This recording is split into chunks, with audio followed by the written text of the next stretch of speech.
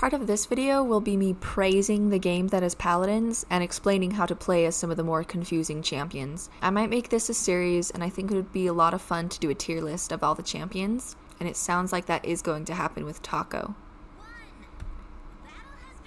Now, if you haven't heard of or played Paladins, you probably have no clue what I'm talking about.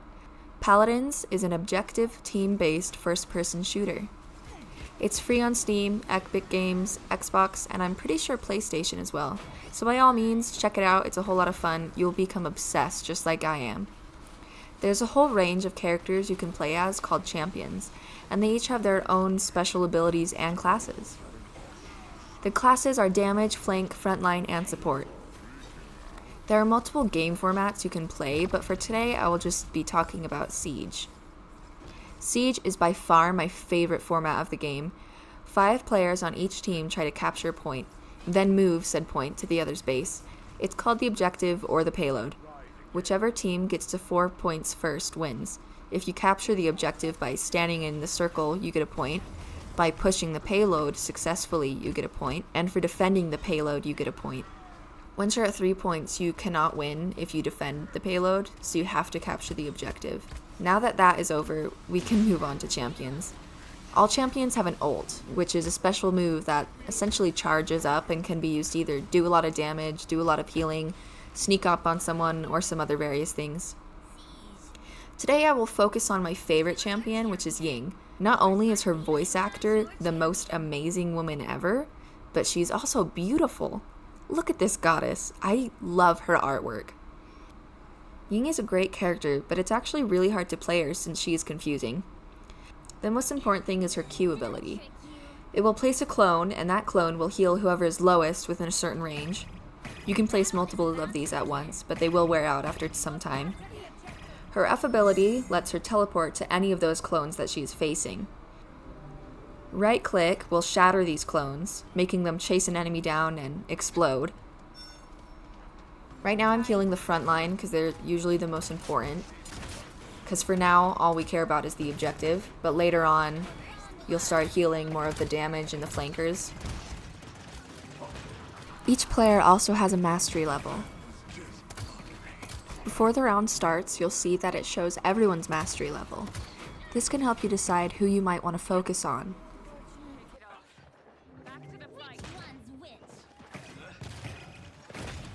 Once you get the objective, it's important to stay in the circle or else the payload won't move. This is something people forget quite often. You'll see people very close to winning, and they will win, but then they step out of the circle and they lose. So remember to stay in the circle. Right here, Sky disappears, but you can still hit them when they're disappeared, so it's a good idea to keep shooting. Because sometimes it's very predictable of where they may go, and sometimes they have no place to go. If you end up dying and no one else is in the circle, it'll either stop moving or actually move backwards. You do have a specific time limit for this as well.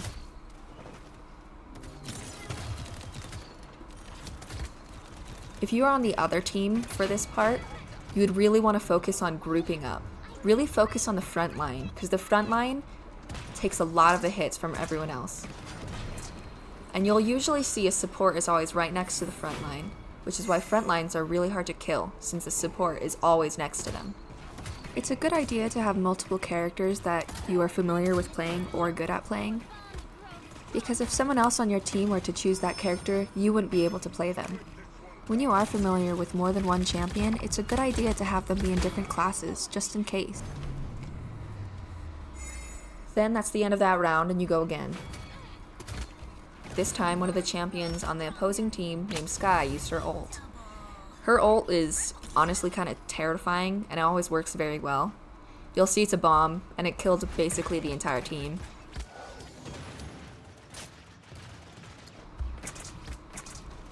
We lost the objective this time, but you can still get a point. The point that we can get is then by not letting them take it all the way to our base.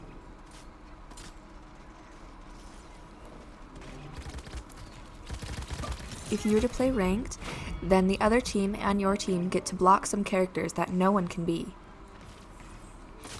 It adds a nice twist to the game and gets rid of some of the annoying characters. I perform best when I do support or when I do frontline. There are some times when I'm okay at damage, but I'm very bad at flanking. It's a good idea to keep these in mind, because even if you might not have a flank on your team, you being a flank won't bring much. Something else to keep in mind is that there's actually sound cues in this game as well. When someone uses their ult, there's going to be a sound cue. It varies from champion to champion, but you'll get used to knowing which cue is which.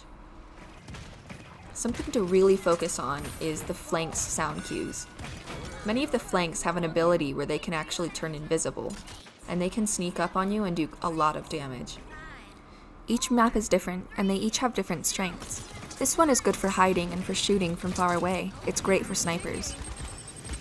Since this game is free, you can easily convince your friends to get it, and it's so fun when you're playing with other people you know. On the bottom left of your screen, you'll see your health as well as your streak. And this is your kill streak / assist streak as well.